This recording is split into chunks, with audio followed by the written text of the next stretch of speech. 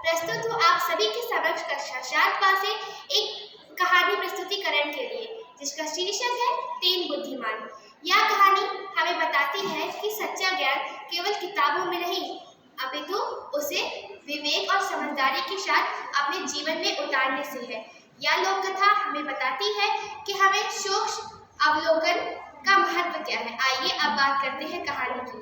इस कहानी में एक निर्धन व्यक्ति था जिसके 3 बेटे थे। उसने अपने तीनों बेटों से कहा, हमारे पास सोना, चांदी, धन कुछ नहीं है, तुम्हें दूसरे प्रकार से धन कमाना पड़ेगा। उसने उनको समझाया कि तुम्हें हर स्थिति, हर परिस्थिति को समझने का प्रयास करना होगा, जिससे तुम धनी व्यक्ति बन पाओगे। पर कुछ समय बाद उनके पिता का देहांत हो गया। परिस्थिति को देखते हुए उन तीनों भाइयों ने यह निर्णय लिया कि हम संसार का भ्रमण करेंगे। घूमते घूमते उनको 40 दिन हो गए। वह एक रेगिस्तान में पहुंचे, जहां उन्होंने ऊंट के पैर के निशान देखे। ऊंट को बिना देखे ही उन्होंने पहचान लिया कि इस ऊंट की एक आंख नहीं है, क्योंकि ऊंट ने सिर्फ पौधे का एक तरफ का हिस्सा खाया था, दूसरी तरफ का हिस्सा उसने छोड़ दिया था। पंजों के निशान देख के वो यह भी पहचान गया कि इस ऊंट के साथ एक बच्चा और एक माँ थी। कुछ दूर चलते चलते उन्हें ऊंट का मालिक मिला।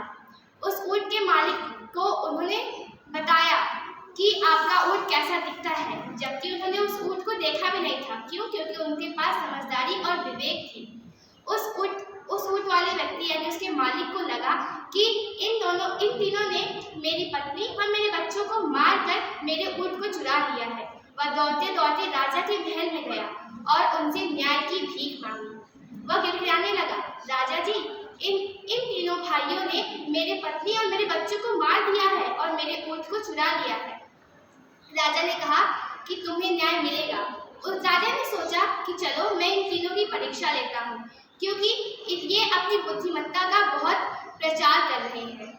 राजा ने एक संदूक भिजवाया और कहा कि तुम्हें इसको ना छूना है, ना इसको खोल कर देखना है, तुम्हें बस इसको परख कर बताना है कि इस संदूक के अंदर क्या है।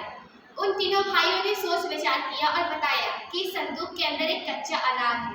जब राजा ने पूछा कि तुम्हें यह बात कैसे पता चली, तो उन्होंने बताया कि जब आप संदूक लेकर आ रहे थे तो वह हल्का लग रहा था और ऐसा महसूस हो रहा था कि उसके अंदर एक छोटी गोल सी चीज है, और जब आप उसे लेके आ रहे थे तो हमने यह भी देखा कि आप उसे बगीचे के रास्ते से लेके आ रहे थे। इसीलिए हमने यह अनुमान लगाया कि इस संदूक के अंदर एक कच्चा अनार है। यह बात सुनकर राजा बहुत प्रसन्न हुए और उन्होंने प्रसन्नता के कारण उनको अपने दरबार के दरबारी के रूप में रख लिया।